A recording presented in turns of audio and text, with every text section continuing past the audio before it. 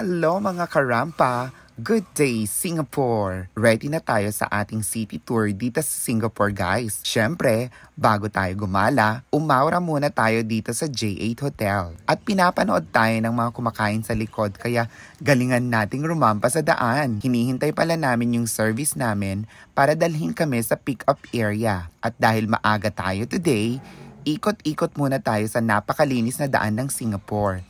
At dahil bago sa paningin natin ang bansang Singapore, halos lahat ng area dito ay umawra kami, nagpa-picture at nag-video na din kami. At nakasakay na tayo sa ating bus together with other tourists from the different parts of the world. Inikot din nila kami dito sa Suntec City. This is more than a mall, guys, and it's a wealth of wonders. Kaya andyan ang Fountain of Wealth at isa ito sa icon ng Singapore. They are also preparing for the Formula 1 Singapore Grand Prix at ang ruta nito ay ang Marina Bay Street Circuit.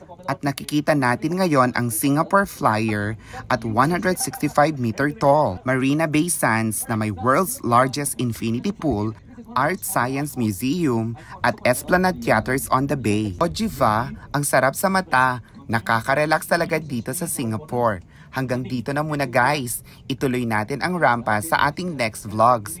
Thank you for watching mga karampa. Bye!